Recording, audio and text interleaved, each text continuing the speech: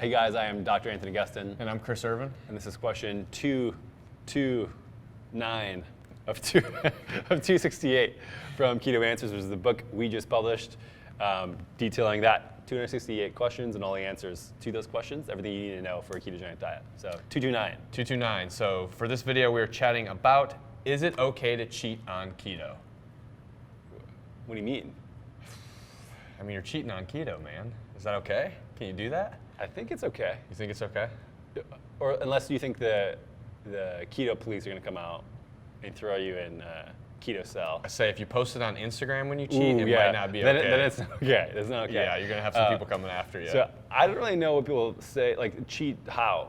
I mean, this is just a thing where like, sure, it's okay. Mm-hmm. Does that mean you're going to reach your goals? Probably not. Mm-hmm. So it's like if you have goals and you're using this for a reason, whether that's to feel better, to lose fat, to improve mental cognition, to treat any disease state, and it's a great tool for that, and then you stop doing that tool and do something else, well, you're just not going to reach your goal as fast, and that's just the way it is. Mm-hmm. If you want to do that, that's totally fine. Like, we're not going to hold you accountable to that. Mm-hmm.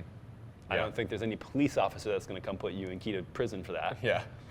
What do you think? Yeah, so I think when we look at like cheating on keto, whenever we talk about carbohydrate consumption, we always talk about it being like strategic and like if you're going to do it, you should do it the right way. But it's actually kind of the opposite when we talk about cheating. You know, doing a strategic cheating, I think is kind of a silly thing. Like to sit and say like every Saturday is going to be my cheat day and I'm going to cheat on my diet. That's a pretty silly thing to do because it's just setting yourself up for failure on this lifestyle. And I think that just like sort of trains your brain to think about nutrition and your relationship with food in a very weird way. Mm-hmm. Like, oh, this is a thing, but then I'm going to cheat on it.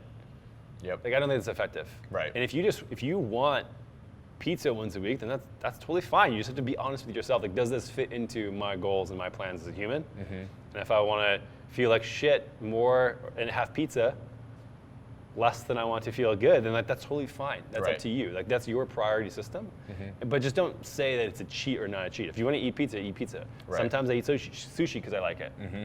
Doesn't mean I'm cheating on keto. Yeah. I don't care. I ate bread in France when I was there a couple months ago. Right. That's just what I chose to do because I was traveling. I wanted that meal. Mm-hmm. And I made that choice in that time. Yeah. So I wanted to enjoy that culture's food. Yeah. So when we talk about cheating on the ketogenic diet, you hear a lot of people asking questions like, okay, if I start keto, like I don't think I can do keto because I'm never going to be able to have waffles again, or I'm never going to be able to have ice cream again. And that's where I think it's important to like unpack this question the right way of, yes, you can still have those things. Like just because you start keto doesn't mean that you have to give up those foods forever. And when we start talking about like the lifestyle component of things, like it's okay to have those things as you enjoy them, but it's just something that we don't want to be having frequently. We don't want to be doing cheat meals every single week on keto. Yeah, it's not like this is an irreversible decision. Right. Like once you go keto, you can never go back. Right. Yes, you can go out of ketosis. That's totally fine. Mm-hmm. I mean, if you want, you can also try to substitute those things and have keto-friendly ice cream.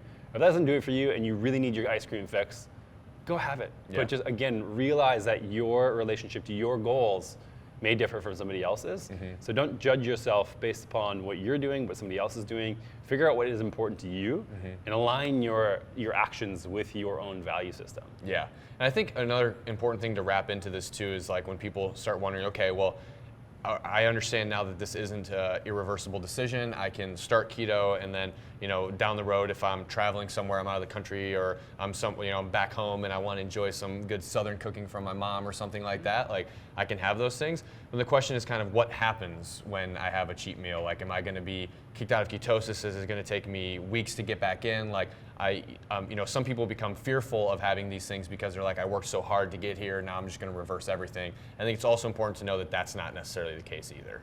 Yeah, I mean, for people like us who have been on a ketogenic diet for a long period of time, I can crush a massive amount of sushi, white rice, which will spike my blood sugar up like crazy, and be in ketosis the next day. Mm-hmm. And so if you're just starting out, it might be a tougher time. You might go through those same keto flu symptoms, but the best thing you probably do is just hit it with some fasting, get some exercise in, take some exogenous ketones, things like that, to start that adaptation process over again.